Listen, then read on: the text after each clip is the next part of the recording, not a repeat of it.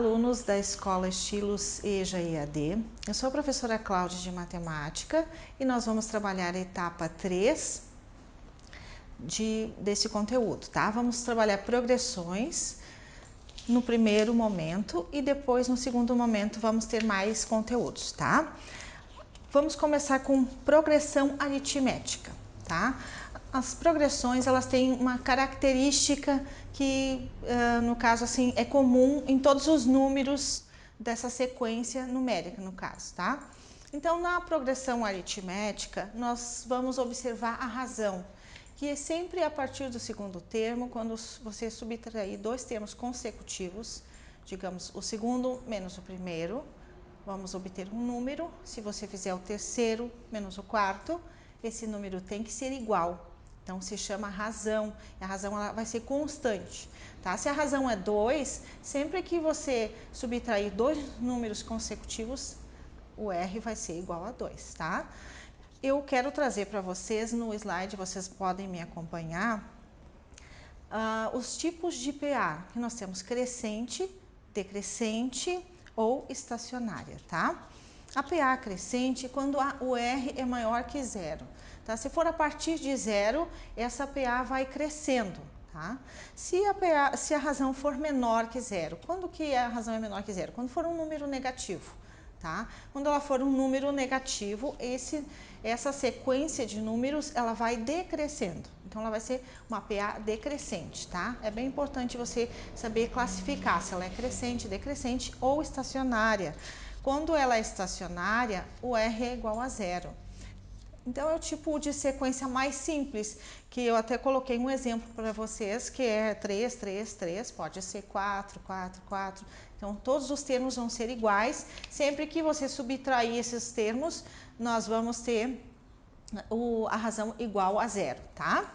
Eu trouxe exercícios para vocês, que nós vamos agora dar uma analisada. Eles já estão aqui no quadro e nós vamos resolver eles juntos, tá? Para que vocês possam entender como se encontra a razão de uma PA, como se classifica, tá? Como se encontra um próximo termo e também como se encontra a soma dos elementos, tá?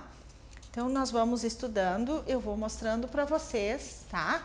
E vocês vão acompanhando no slide. Também esses exercícios tem na apostila de vocês, tá? Eu coloquei aqui atividade 1, letra A, B, C e D, tá?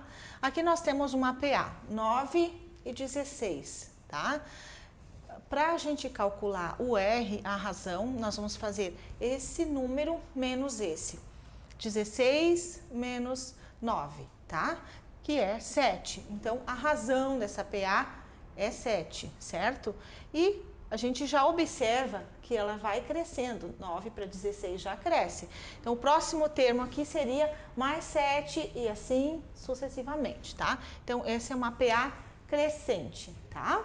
Olhando a sequência de números assim, vocês vão observar na apostila que tem A1, certo? A1 é esse primeiro termo, tá? Esse é o A2 e um termo bem desconhecido à frente se chama um termo genérico que é AN, tá? Isso sempre vai ser igual em todos os livros que vocês forem observar o conteúdo de PA, tá?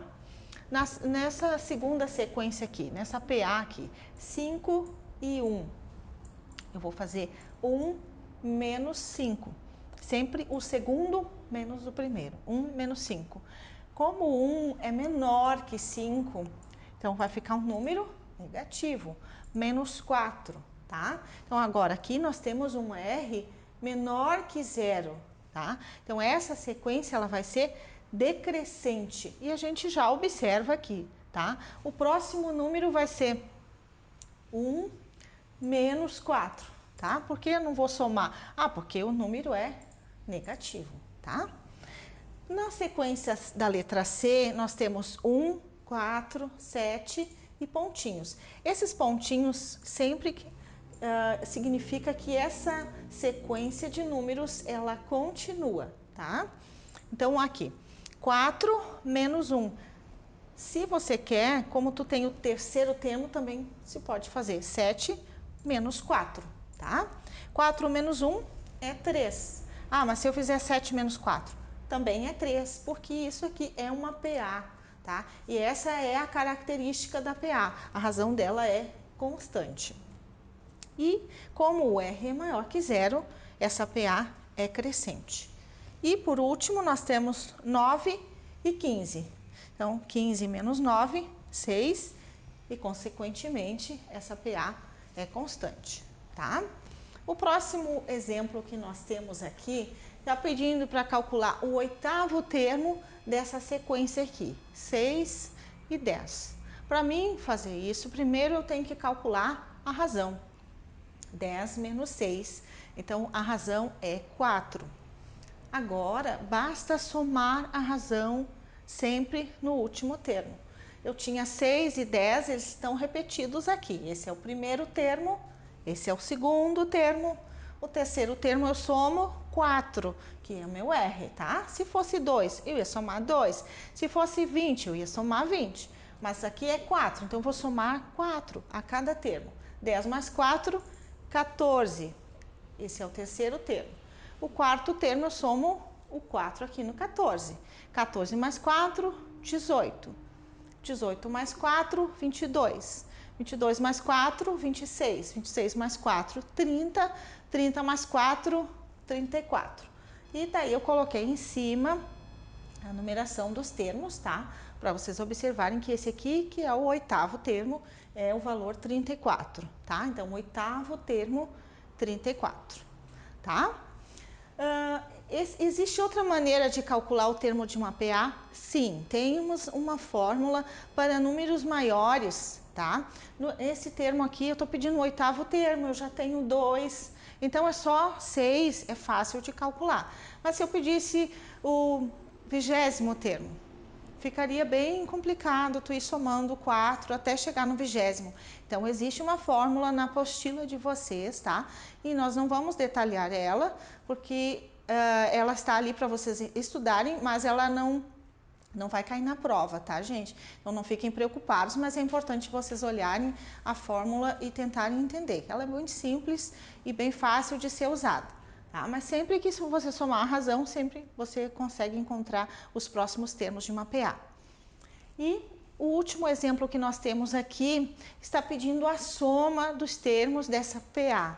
Então, é bem simples, gente. É simplesmente somar todos esses termos, tá? 2 mais 4 mais 6 mais 8 mais 10 e a soma deu 30. Existe também uma fórmula para calcular a soma de uma PA, mas esta também não está na apostila, tá? Mas existe para calcular de casos em que a PA é com muitos termos e números muito grandes, tá, gente? E o próximo que nós vamos ver agora vai ser progressão geométrica, que é a APG, tá? Progressão geométrica. Gente, a progressão geométrica é uma sequência numérica como a progressão aritmética, porém com uma característica diferente, tá?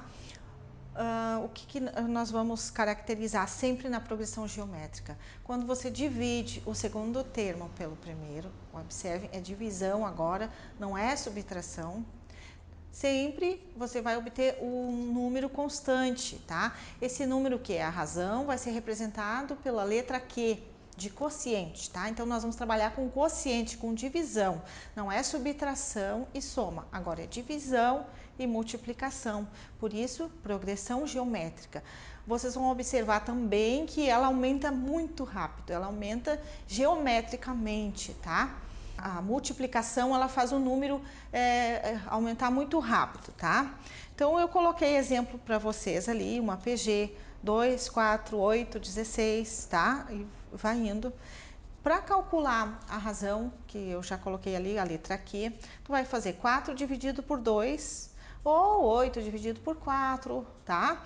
Ou 16 por 8 e assim por diante. Sempre esse valor vai ser constante. É isso que é a característica de uma PG, tá? O primeiro termo sempre vai ser aquele que tá ali, né? O A1 sempre vai ser aquele primeiro termo ali da sequência, tá?